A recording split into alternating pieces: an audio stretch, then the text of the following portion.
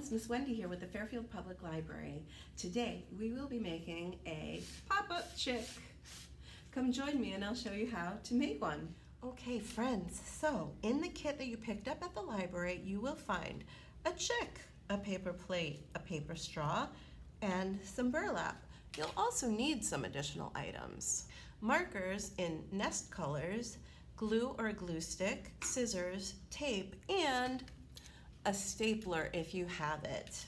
If you don't, I will show you a different way to get around that. So, I'm going to use my envelope as a protection for my workspace. So the first thing that we're going to do is grab my paper plate. We're going to fold it in half. So line up the edges of the paper plate and make a fold down the center. Then open it up and go ahead and cut that into 2 halves. Great. Next, we are going to color 1/2.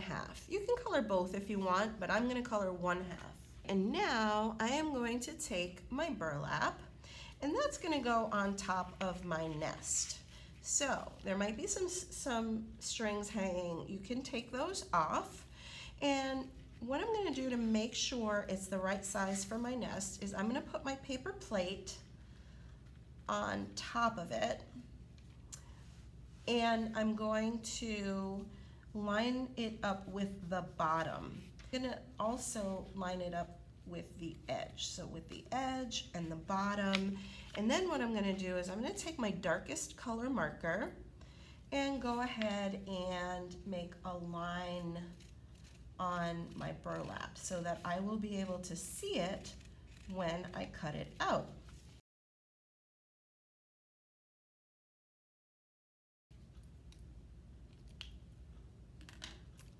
Okay, so I am going to cut along this line.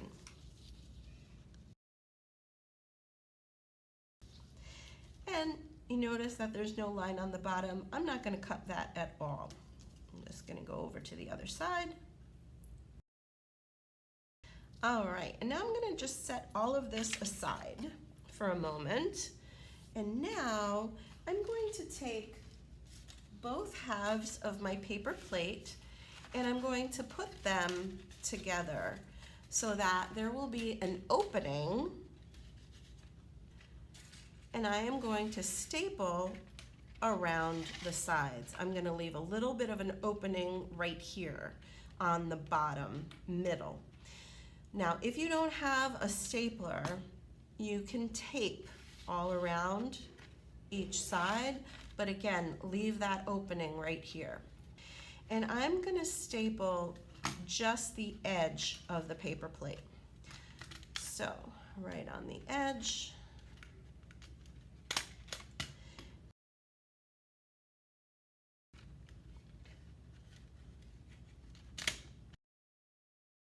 And just making sure that I am getting both paper plates. And again, I'm going to leave an opening right at the bottom. Okay, so now I am going to go ahead and glue my burlap onto my nest. Lots of glue.